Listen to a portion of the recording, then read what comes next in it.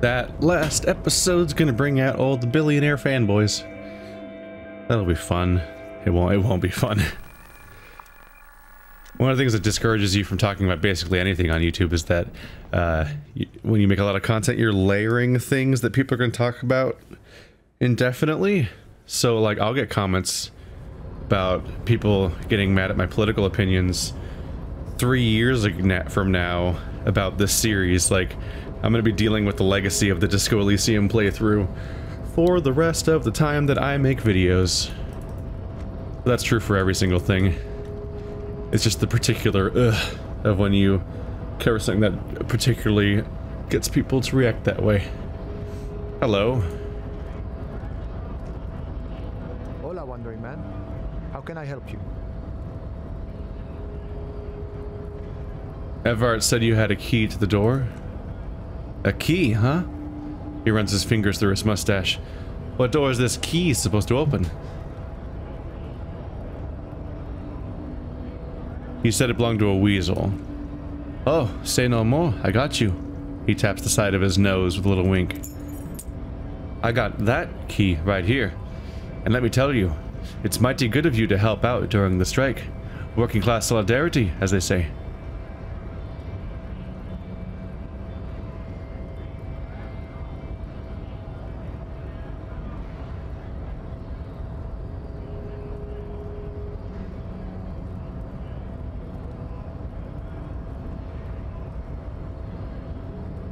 None of these involve admitting that, now this pretends I'm doing it for larger purposes when really I'm just being pushed into doing this, so I guess I will say I'll take an opportunity and took it. Yeah. I saw an opportunity and I took it. I'm a hustle grinder. I'm not so sure about the hustle grind, but he waves at you. You know, it doesn't matter. It's a good thing you're doing. Thanks.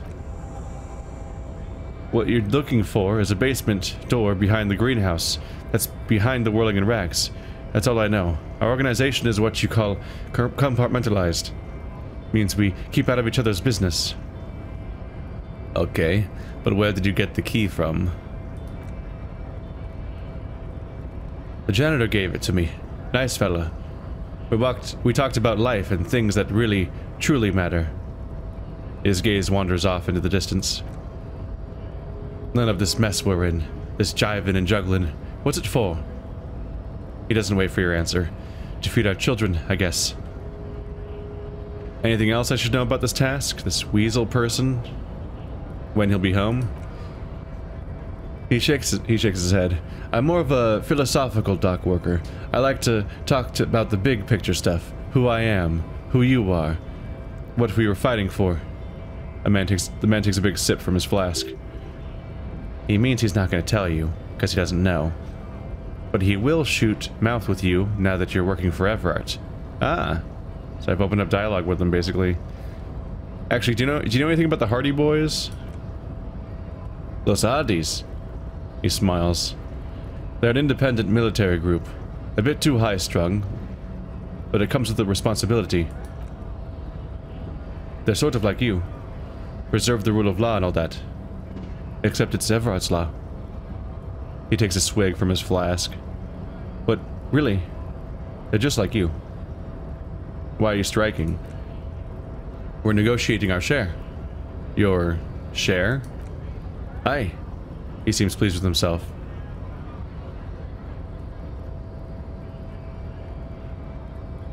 Wait, so not wages or pensions, or...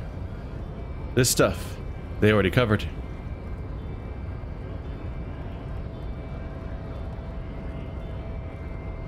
At least you got the benefits. That's something. It's not enough. Not enough to get ahead. More about keeping us in our place.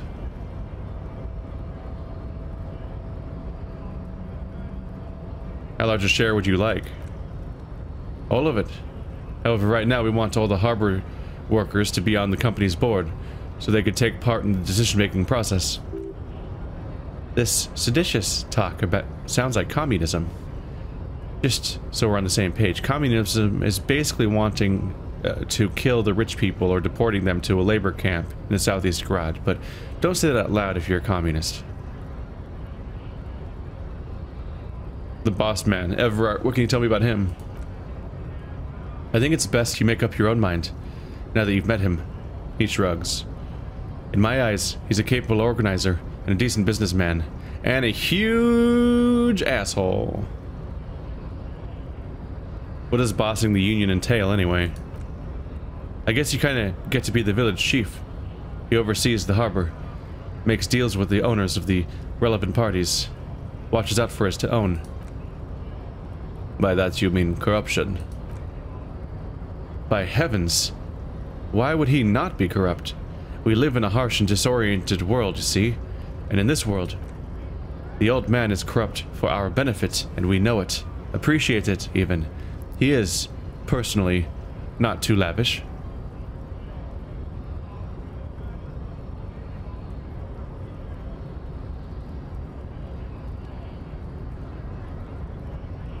The desks seem lavish to me. He is reasonably lavish, sure. That's his prerogative. It's not like you want a saintly demonor on a corrupt motherfucker. That would be a manipulative illusion. Besides, there are no non-corrupt systems in the world anyway, and moralism is the most corrupt of them all. This man has a political theory, and it has not failed him today. Are you a communist? No.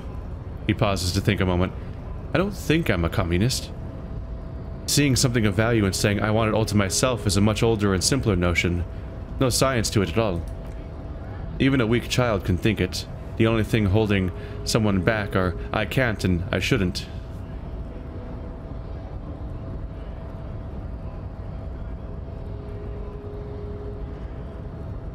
But the stuff you do aligns admirably well with the World Republic. Why not call yourself a communist? I have nothing against communists. They are honorable boyaderos. Boyaderos. I think I know that word, but I'm looking to think of the word. What's the meaning? Boyaderos. Might have even looked this up earlier in the playthrough, actually. But it's a word I've definitely heard. Cattle ranchers, yeah. It sounds like a thing that'd be in a western.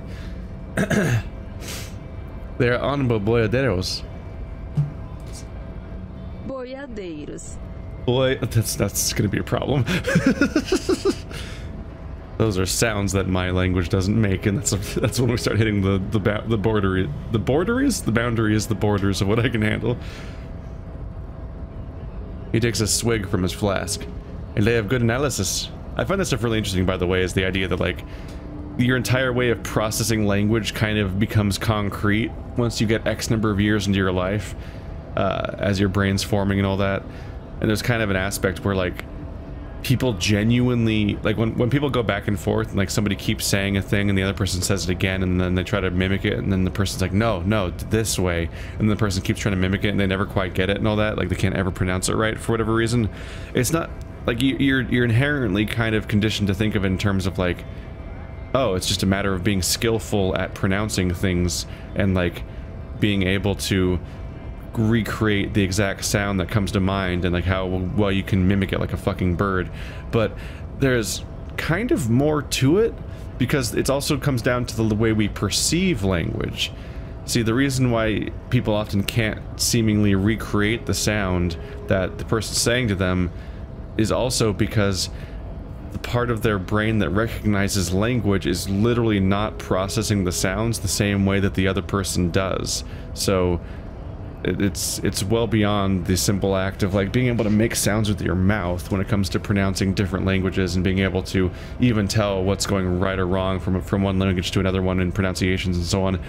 And it's also why somebody that learns their lines phonetically, like for example, like a J-pop artist having English lyrics in their song and stuff like that, like the pronunciation could be so far off because they're just trying to mimic language that they themselves either don't understand or didn't learn in the context of people that actually speak it themselves, but more in, like, an academic sense where they aren't practicing it against those people, but also didn't learn it in the years where they could escape accents and all that. they fundamentally are processing language differently for their, and are better tuned for their own personal language, which leads to a situation where like certain sounds and phonetics just straight up just get passed over by the brain, and so like you don't even know what you're doing wrong sometimes, and so you can hear someone say something and then recreate it seemingly correctly from your perspective, and then they'll keep correcting you, and you don't know, and then you eventually what's going wrong, and you eventually kind of give up. There's actually like a science to that stuff, and I find that interesting to figure out. It's part of why accents can be so endearing and so on, enduring, and so on. But my own code serves me well.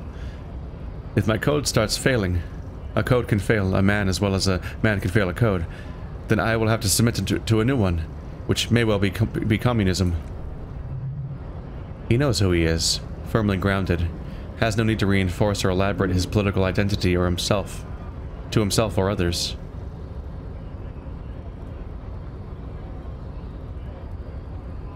I guess I understand. See, I am primarily a lazy person. He looks very amused, as if thinking about some private joke or mystery.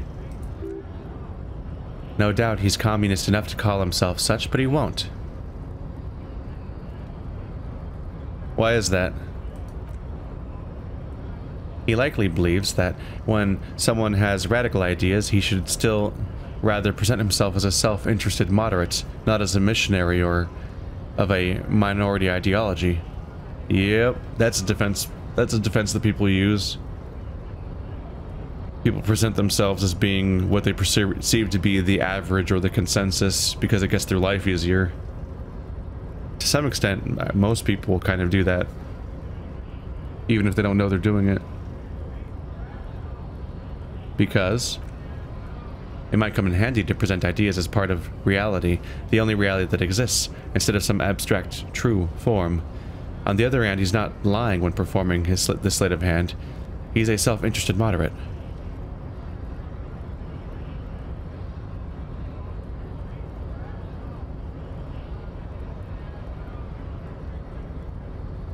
Basically, you're a self-interested moderate? That's one way to call it, friend. He chuckles. An unnecessarily complicated way. Laziness, self-interest, and negligence certainly fit the doctrine espoused here. Is that the dulcet tone of ultraliberalism I hear? At least some people are willing to make the necessary sacrifices in order to reach higher and to better the world. You seem to have spent a lot of time thinking about the political situation. Sure, I've had the necessary free time. He spreads his arms wide, using the reach to show how much time he has. Fortunately, there's always time. The look in his brown eyes conjures up an understanding. For him, having command of his time is the most important thing. It all comes together now. The way he speaks about scabs, his general attitude. He's a follower of 500-year-old Francongier Boyadero code. Itself an appropriation of Vespertine cool that a noble peasant or traveling herdsman. True to yourself, independent in your actions, loyal to your friends.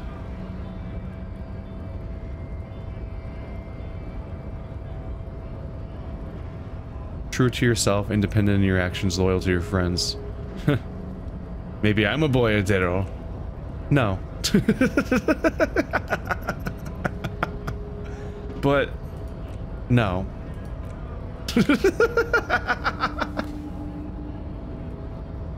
I love this game. Oh god. The man sits on the railing, his hands reaching far and wide, yet it feels as if he could effortlessly go even wider, if need be. An endless torrent of time. Good talking to you. Gotta run. I love the way that certain characters slowly open up as you go. I will never feel like I've found everything in this game. I'll always think that I've, like, missed more and more elements of different characters along the way. Right to work! Right to work! Shame on you! I wasn't done asking questions. He looks annoyed. Things busy enough. Things busy enough. You going to waste less of my time? Maybe. The hulking man oozes snarky skepticism. What exactly is your goal here? We were promised work. He points to the gates. We'd be in there, working, if the bastards hadn't shut the gates. Are you unable to breach the entrance? Main gate's locked. Would take heavy ordnance to bust it open. Could try to get in through the secretary's office. He points up the stairs. Door's locked, the guard's blocking the way to the access panel. I don't mean the scrawny mesk punk either. He points at the dock worker idling on the staircase.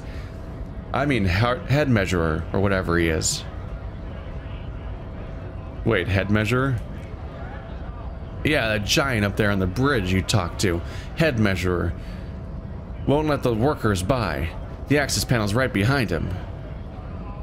How bad could one guy be? You seem capable. Bad. The man glares at you. Standing on a narrow bridge. He's got a strategically advantageous position, and he's trained. And also, you're not actually here to take action. You're only here to posture, because you're almost certainly planted here, even if nobody else is. I don't know how the Union has a trained killer up there, but that one's no joke. And my men are tired and hungry. They're workers, not fighters. Why don't you just talk to them? Like civilized folk, you mean? The man rubs his chin. These native fucks don't understand civilized. Oh, great. Alright, everybody sucks. Odd out-of-place colonial reference there, Mr. Scab Leader. It would be better for the neighborhood if you went home. At least for now. If you can't get it in anyway. No. They will give up eventually. Or get drunk. Leave the button unguarded. Then we charge. The man rubs his jaw. A perfect, lightly bearded square wedge. I'm just gonna leave now. Oh boy. Oh boy. He dropped a little hint that might suggest his actual motivations. Weird little hint of racism goes in. These natives. We actually want to go around the back because we need to get behind the greenhouse. Look how dark it is around here. I'm not in the mood to encourage violence right now, especially when I don't think that he is sincere in the first place. But yeah, the union's a compromised, complicated concept to talk about in this game. Because if you're in favor of the ideology behind it and the strike itself, they complicate it by making every character in front of the strike just the worst. Because like Everard leaves the worst possible first impression when you first talk to him. Like, you could not be less happy to deal with this character. He's just the worst guy. And, well, I gotta take that back, because I said the worst possible first impression.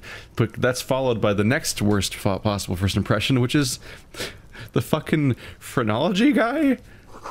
That's actually, you hear the sound of running water. Someone's washing dishes. Not just a phrenologist, but one that, like, names himself accordingly to that measurehead. It's like, Jesus Christ, I'm out. The door has braved the elements for decades. The copper nails holding the upholstery in place have turned green from sea air, and so has the knocker, shaped like a lion's head. Let's listen. Someone's moving around in the apartment. You hear the water being turned off and the sound of dishes clanking together. Knock on the door. No answer. I know you're in there. That already defeats the point, doesn't it? The lieutenant glances at the surrounding windows. Let's get out of here. Unlock the door. The key stops midway in the lock. Someone's blocking its path. Not a sound is coming from the apartment. Tenant's key is in the lock. The lieutenant looks at first the door, then back at you, then signals you to back off from the door. As you turn to leave, you hear footsteps on the other side.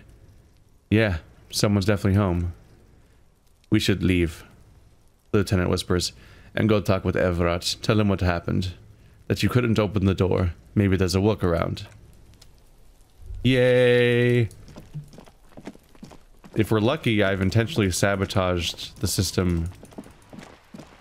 If we're lucky, I've sabotaged the mission in a way where I still can show my compliance with Everett, so he gives me what I want, but I don't actually accomplish exactly what he wanted, which would be the best case scenario. Because I have plenty of spite for this character. He would be one of the worst characters in the game if there wasn't a fucking trio of racists that Kim was ready for the existence of. The racism trilogy is definitely more worrying. They totally were organized to have an order to them too. There's just the casually racist blue-collar worker to the nightmarishly racist phrenologist to the actual crypto-fascist. He's our lucky racist.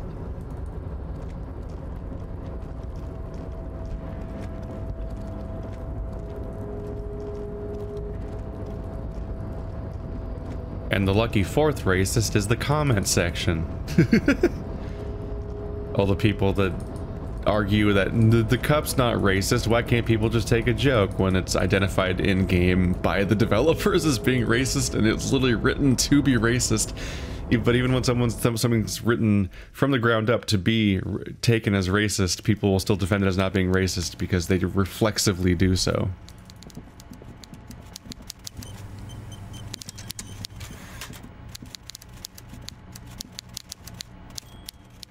Mr. Dubois, a pleasure as always. You don't have to sit down this time, since you're already sat on that chair. Remember the container I asked you about? Turns out there's a mega rich light bending guy inside. Mega rich light bending guy. Oh my god, how did he get in there?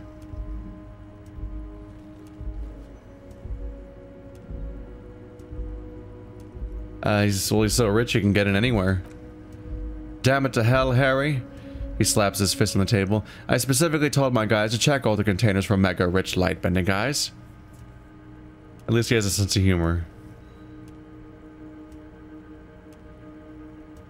Nothing could stop an innovative mind. Oh wow, this is just lying.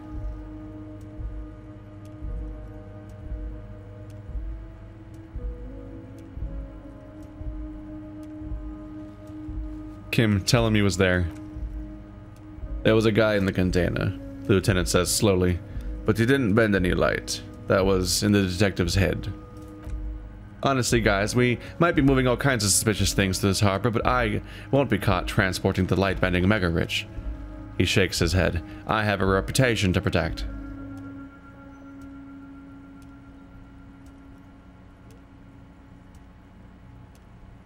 Gave me stock tips? This is a great list of options. Yes, for God's sakes, you're a socialist. Or the mega richer people too. He was a nice man, gave me stock tips. He's not a great dude. Yes, the transportation of the mega rich should be more tightly regulated. It didn't seem like he was safe. Or you should be honored by the presence of this magus. I played a game once called exactly that word. It's the worst game I've ever covered, possibly, on YouTube. I think that was probably on Sad Games, not on this channel, but oh my fucking god. That was a disc-based Xbox 360 game, and it should have never been published in any context, really. It was an embarrassing one. He was of half Revacholian blood and amassed his wealth using the mysterious bond of nationhood. Ooh. Yes, for God's sake, you're a socialist. You're right, Harry. I am a socialist.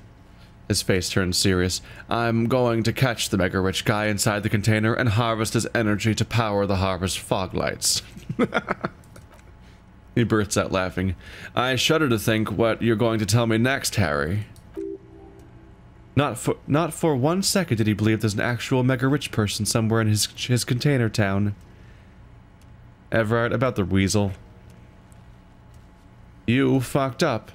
You waited too long, the weasel came back, and now you can't open the door I asked you to open. I've waited too long. I went almost straight there. I just talked to the mega rich guy for a second. The big man looks you straight in the eye. Everard forgives, Harry. A wide smile crosses his face. Don't cry, my boy. It's gonna be alright. I'm still gonna tell you about the murder. That's just the way I am. Benevolent. I thought I had more time. Now let's get down to brass tacks. It's time for men like me and you to figure out who's killed who and why. He pretends to roll up his sleeves. Real police work is gonna start happening now, I promise you, Harry. This is gonna be good. I basically won, it sounds like. Neat. I've heard about a connection between the lynching and the strike. I'd like to hear what you know about it. By now, I'm sure you've figured out who the dead man was working for. The bad guys. Wild Pines, sent to scare us. Another violent measure of the top hats against us flat caps. I'm listening. Harry, this strike is the culmination of many, many mistakes made by the Wild Pines group. They tried to shut the strike down by sending in armed mercenaries. You mean our victim? He nods gravely. A security contractor. Can you imagine that? Workers standing in peaceful protest, united in the spirit of fellowship. And they send hired killers to mow us down with machine gun fire. He didn't seem very dedicated to doing that, since he was just getting high and fucking in the whirling in rags. He performs a motion as if spraying bullets from a machine gun. I'm talking beasts. Hardened killers from proxy wars in Yisit, Semenine, Sarah Marisa. You name it. They've done it. Raping, killing, burning villages, killing little children from the Senorita Pineapple Company. Harry. Everything they did there, they brought over here. They want to turn Revachol into a third world slum. Honestly, the only thing they didn't do is kill the village elephant. Hold on, you have a village elephant? No, Harry, the elephant is metaphorical and so is the village, but the mercs and the brutality are very real. I was gonna say, the only thing they didn't do, I don't think there has been an act of violence against anybody in this narrative, necessarily, besides the murder on him, basically. Go on. Now, I haven't personally witnessed the brutalities out there. I have the luxury of staying in my container, you see. If I need to go somewhere, they just move my container. He laughs. Oh, he is in a storage container. For some reason, I didn't even process that. Like, you do walk through a weird tarp. Because he's made such an office-looking place out of it. And I guess it's just bigger than I was willing to accept a storage container to be, to some extent. I thought I walked across a bunch of storage containers to a building that was on the other side of the warehouse, or the other side of like the area. Wait, they moved the container? Yes, I am an old man, Harry. My legs aren't what they used to be. They lift my office with that big crane. It's usually very fun. You should try it. I did move the crane once, but I wasn't in it. Maybe that's foreshadowing for something that's going to happen later in the game. That's the kind of line that foreshadows narrative elements in some games and movies and so on. Aren't you a twin? I just remembered you're a twin. Has that other twin ever come up in the game, or did they explain where he is? Maybe he'll come up in like the next act or whatever, after the point of no return. I'm trying to remember the details about the twin because I haven't interacted with these characters a lot. Huh. But enough about me and my fun container. His face turned serious.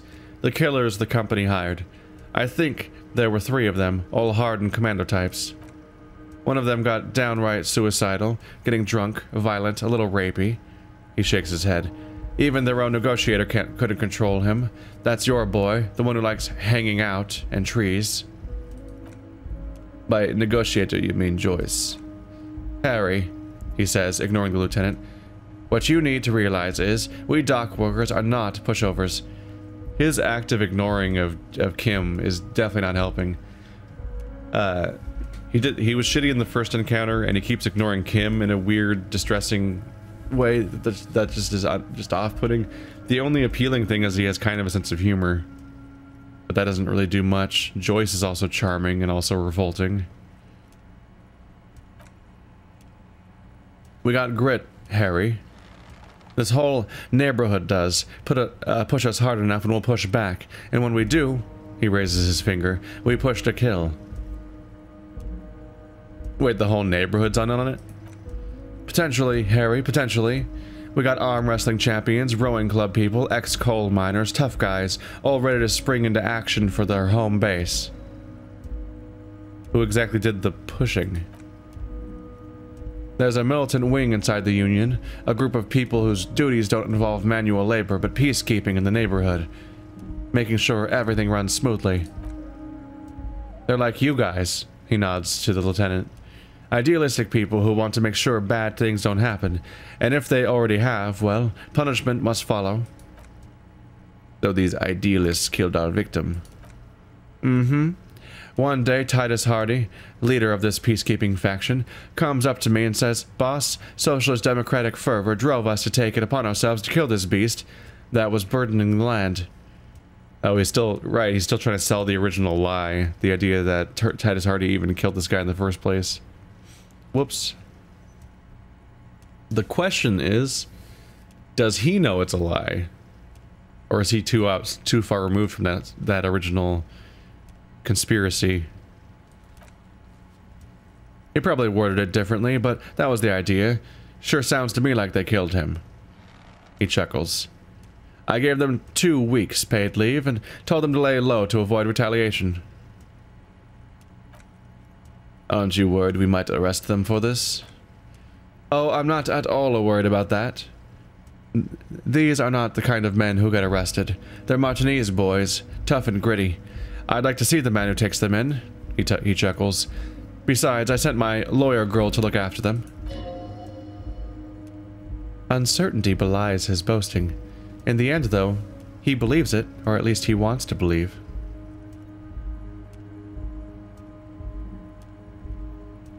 How do you know the mercenaries were hired by the shipping company? How do I know? Let me tell you about these people. He slams his fist on the desk. That's their MO. It's what they do. Last winter, some poor dock workers in Terminal E went to a little strike. The company sent in Sediment, a security contractor. The strike was over and the workers' right to wear protective footwear, Harry.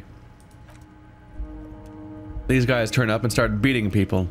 Tell you what, Harry, I wouldn't be surprised if we got the same mercenary company after a little rebranding, and I'm sure as hell not surprised to see an army of scabs under my gates. So you believe the scabs were organized by the security contractor? You said it? Hell. The fist slams on the desk again. One of those guys looks big enough to take down the proverbial elephant. Boys like that don't just happen to show up during strikes. Don't you also have a giant man that can take down an elephant on your side? But yeah, I agree that they're probably planted, because the guy's got the weird clothes and everything that they're not his clothes. He was dressed up by somebody else poorly. I'm also not really that surprised that in this particular society, there is an issue with people just actively breaking up strikes. In particular, because there's just a long history of strikes being broken up by force and so on. In fact, that actually came up in the Where the Water Tastes Like Wine, the other game that I was playing until recently, because it's done now, where you multiple times over the course of that game encounter strike-busting cops, which is yeah, the type of policing action that it encourages the class traitor label. When they're working for people that are higher up in the hierarchy, and they're punching down at people that are basically within their own socioeconomic class on the behest of the higher up people, who it's just in their best interests to make sure the strike goes away. Otherwise, they might have to, you know, pay people more or treat their workers better, and that's what do you get from that? That's not profitable.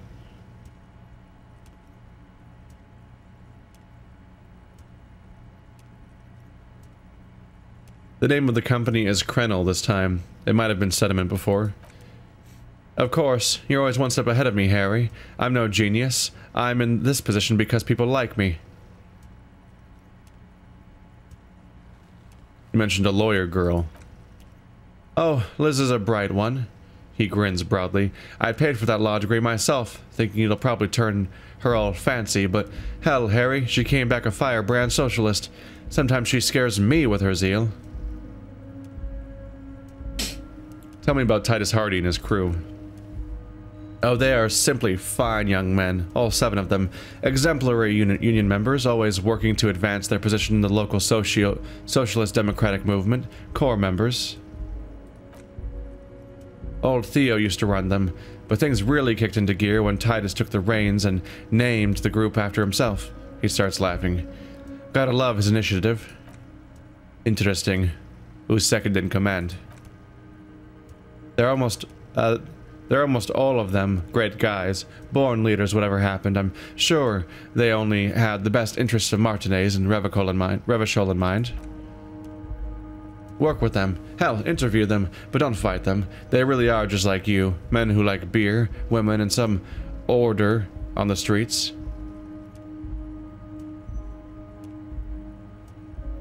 Everett, I met with the Hardys. Can you ask them to cooperate with me? But of course, it's the least I can do for my good friend, Harry. I'll do it right after we've concluded this talk. Also, Harry, here's 5 real. He holds out a banknote. Wait, why are you giving it to me? I'm not giving you anything. I'm just holding out 5 real. Needless to say, this is another move. Don't take it. I don't need it. I literally conjure money with my mind now, so I'm beyond you. I only wanted you to help me with the Hardy Boys. Oh, I wasn't offering it to you, just holding it there. He pockets the bill. But I am willing to share information. Was there anything else? I was waiting for this for last. There was a bullet in the hanged man's head. So they shot him. He sounds pleasantly surprised. He was shot in the head before he was hanged. How odd. The man shrugs. I don't know what to say, Lieutenant. They told me they hanged him. A hanged man is what I saw when I took a look in that yard. It's impossible to say if he's telling the truth, sire. What I do know is the case is in safe hands. If anyone can get to the bottom of this shot and hanged man, it's my 2 little policemen. Godspeed, policeman. Good talk. Let's conclude for now. Was it a good talk? He leans back, suddenly worried. I'm not sure we made much headway here. I'm hoping we'd bust the case wide open. Heck, I'd even wanted to tell you what I really want to achieve with the strike. I don't know what happened, Harry. I wanted you to feel like Mr. Martinez, and of course, I also wanted you to find your gun, but... A great sadness comes over him. But it's like I can't completely trust you, yet. Yet? Yes, Harry, it's like I can't fully trust you if you're not a man of the left. He says, slowly shaking his head. I want to, but I just can't. A man of the left? So you have to be a social democrat? He's been hurt too much in the past by men who aren't social democrats.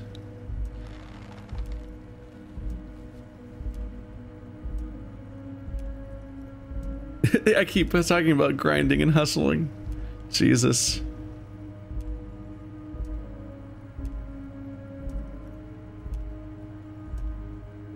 What's that supposed to mean? I'm more left than you are. You're saying it, but I don't believe you.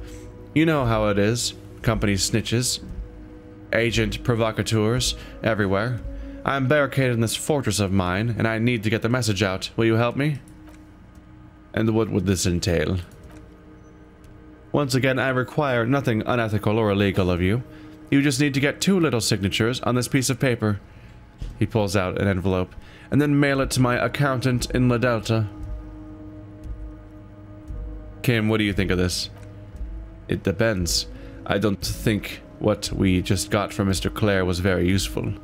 He studies Everard. As I said, it weighs on me heavily. He bows his head in shame and looks up and smiles. But once we get really talking, well, I'm gonna hand you the keys to Martinez, and maybe even help you figure out who's behind this killing. He's saying as little as possible, as vaguely as he can, deliberately omitting things. What are the signatures for? I'm glad you asked, Harry. The Union's going to build a modern youth center in Martinez. He grins broadly. It will be righteous. We're gonna get those teenagers off drugs and on roller skates. There's a nameless little street on the coast with some old houses on it. Most people have already signed. I just need 2 more signatures to get this mission on the ground, Harry. You mean the fishing village? Yes, the little cul-de-sac on the coast, where all the men have drowned in either the sea or the bottle. A gloomy place, doesn't have that Union attitude. Oh no. He wants me to sign, get those 2 women to sign away where they live so that can be demolished for a youth center. You're already pretty deep into this. What's a little more? No one can see you here in Martinez. What'll happen to the current occupants? They're just gonna have to deal with the construction noise for 6 months, and then they'll be living like kings, right next to a fancy new youth center, designed by the best architects from Stella Marie. Is he absolutely sure the tenants won't be thrown out into the street? Are you 100% sure no one's gonna end up homeless? Am I? The big man shakes his head in disbelief. Harry, these people, Martinez is the most important thing in my life. I would never let anything happen to them.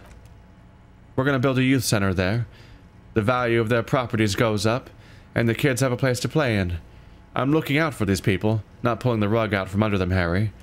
I'm looking out for all of Martinez, not just the harbor. He means it. He means it. But has he convinced himself of some bullshit that allows him to still do garbage to these people while still meaning it? That's the question. Because, like, the rich guy's convinced himself of all sorts of things. I don't know, I can talk to them about it. Get more perspective on it. Fine. If I happen to be there, I can ask them.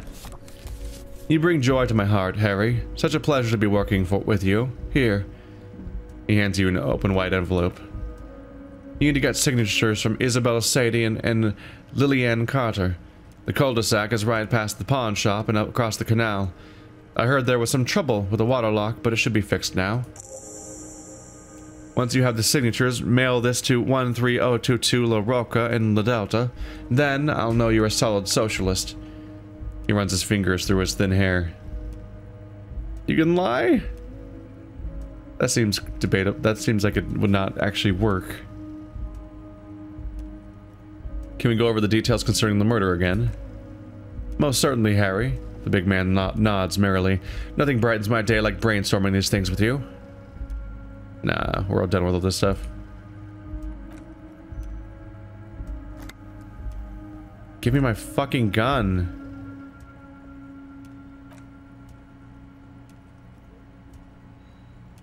Yeah.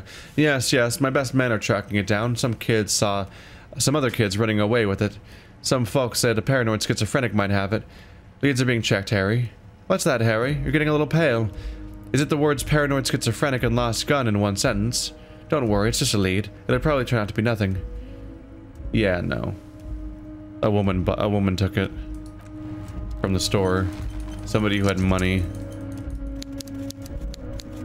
There's a level of stability suggested by that, to some extent. I mean, they could still be paranoid schizophrenic, but it's not the kids. But I'm relatively convinced that he's the one that has the gun, and that he's just holding it hostage like an asshole, which is why every single thing we do here is tinged with the idea that he's just the worst. He's likely pretending to use his vast resources to charitably look into the gun situation for me when really he probably just has it. Maybe even right there in his desk. And he's just refusing to give it to me because he can use it as leverage. Because having things to use as leverage is his job.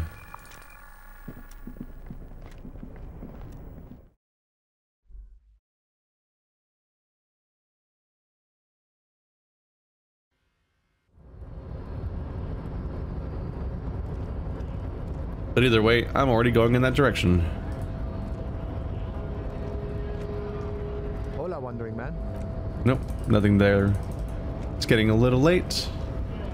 9:30. I think we're beyond the point now where if I approach the right part of the building, Kim will vanish.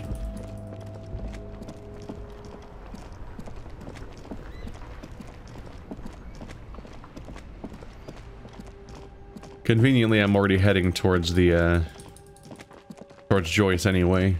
Trying to follow those kinds of loose ends. Now that I finally found out about Ruby. It turns out it's just the same person I'm already looking for the main case, so... I'm not even fingering anyone in particular new here.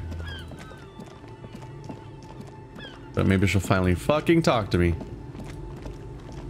But now I'm gonna have to talk to these two people that are not gonna be happy with me.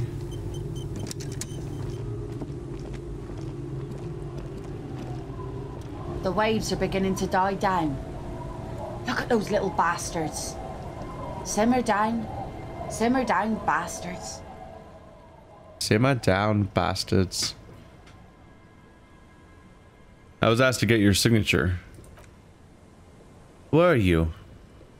Her eyes dart back and forth in the paper. This says by signing, I agree to living with construction noise. What exactly is the Union Building? Everett's planning to turn some of the village into a youth center. What a nice idea. Wouldn't have thought that. Her voice trails off. She sounds incredulous about the niceness of the idea. Thought what exactly? That Everett and the Union have nice plans for anything. I thought they only cared about themselves. She shakes her head. Well, I guess Union members have children too. Interesting. He's not immediately against the idea, it seems. I mean, my takeaway is that he's probably using the building to launder money. That's his tactic here. Because we already have engaged that the idea that this union is actively involved in a number of criminal enterprises, so they're probably building this structure to launder money. That's the primary takeaway I would think of. But hey, maybe that kind of place could also do some good. Turn Kuno around and some other people. It came to mind of there's this brilliant interview about the Yakuza games where they interviewed actual Yakuza members about the Yakuza games. One of those many types of interviews they do where they interview people about the fiction, just to have them just sort of react to it. Which parts are true, which parts aren't true, which parts they just have something funny to say about. Like I had fun reading this one that was like an interview about somebody that I think it was I don't think it was an officer. I think it was actually somebody who was a prisoner in minimum security prison, and it was them responding to like how Orange is the New Black works as a show and like which parts made sense and which parts didn't and so on. And the Yakuza one was Yakuza members being asked about Yakuza, and they in particular they like really commented on how like Kiryu symbolized the idea of like the older generation of Yakuza and like the kind of Yakuza that they themselves would look up to, whereas like all the young punks are up to some nastier shit, which also kind of matches up with how the rest of the Yakuza works in the Yakuza games compared to Kiryu and so on. But the main thing that stood out to me was is that they talk about the idea of him running an orphanage, and one of the things that comes up is the idea is like, oh yeah, I knew a guy who ran an orphanage once. Like, yeah, but didn't he just use it to launder money? It's like, well, yeah, of course he laundered money with it, but he also ran it properly. Cared about the kids and all that. Like, ran a tight ship and had a proper orphanage. It's like both are true at the same time. The weird concept of like trying to actively engaging in criminal enterprises while potentially maybe still creating a system that's a force for good, and that kind of back and forth. I was just amused by the idea that the one of the through lines of Yakuza might have been actually true to life in some level. And similarly, if this actually is, if I'm not just being 100% lied to about everything, this kind of youth center might actually be helpful for some of these people. Like these children that throw rocks at corpses for days on end. That might be, you know, an improvement. But also it's totally going to be laundering money and so on. My biggest thing, though, is just, like, I don't want these people to get ripped, thrown out of where they live for the sake of this. And those members have a vote when electing the head of the local chapter. Ah, Rhetoric is posing the idea that maybe it's just genuinely a good thing he's doing because he's trying to continue being elected for what he does. So he wants to have this thing that he can campaign on. Still, even if it is a calculated move to get him re-elected, doing the right things for the wrong reasons is still doing the right things.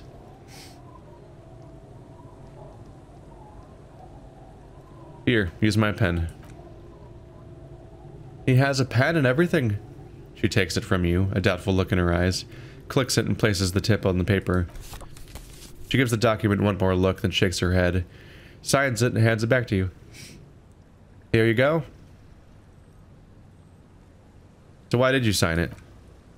I shouldn't have?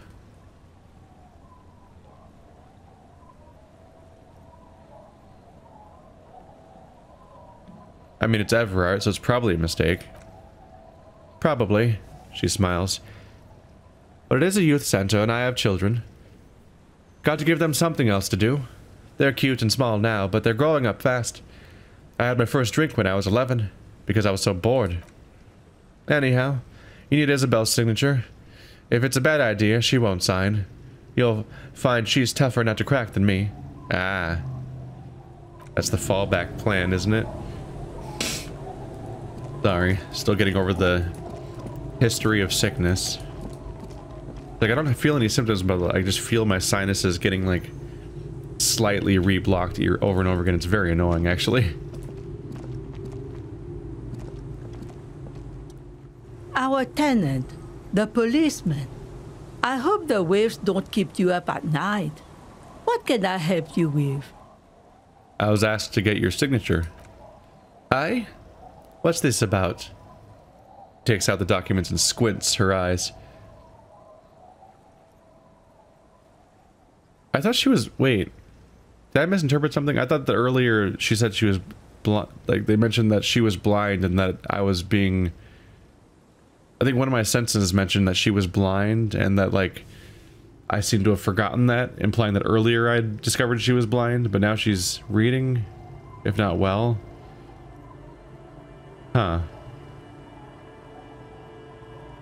Maybe she just has terrible eyesight, is what we meant to imply, and the blind was kind of overstating it when it came up that one time. Says, I?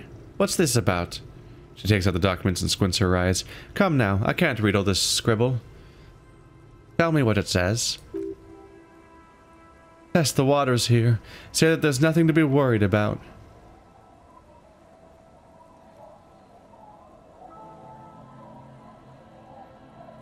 I'm just going to come out with it, though. Everett wants to turn part of the village into a little youth center. Ha! She lifts the paper very close to her face and studies it intently. I might be half blind, but it looks like part of the village is going to be a street. The best part. The part we need to get out of our houses. I see Lillian's name is already here. This girl is too trusting. Either way, I won't sign union papers. She hands the envelope back to you. What do you have against the union? I've seen it all before. You think they've got our interests at heart? Rich men are always selling poor men promises they never plan to keep. She pulls a dark red rag out of the bucket and puts it back. Then the poor get pushed out of their homes, and the rich get a little richer. That's the way it goes. So no, I don't trust the fat man, and neither should you. Yeah, I also don't trust the fat man. As it turns out, But he's got my fucking gun. So I'm playing along a bit and seeing if I can get through this without getting too dirty. In her mind, the Union is right wing because Everard is fat. It's that simple, and there's no changing it. The Union is right wing because Everard is fat? That's confusing. He is headstrong, but there's a slight hesitation in there. You may be able to convince her. Legendary? My only help right now is that she currently trusts me. Shit. Because I'm bad at suggestion. Like, really bad at suggestion. Oh, but I have a -2 from thoughts. Is it a work in progress amount of? Nope. That's an ongoing reduction of suggestion. Wompty Dumpty Dom Center. God damn it. I can't get rid of it even if I want to, but I don't really want to get rid of it too because of my experience.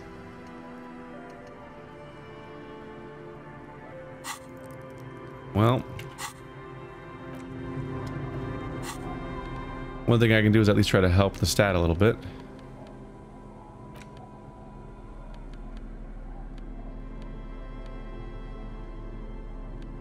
Let's see, suggestion is purple.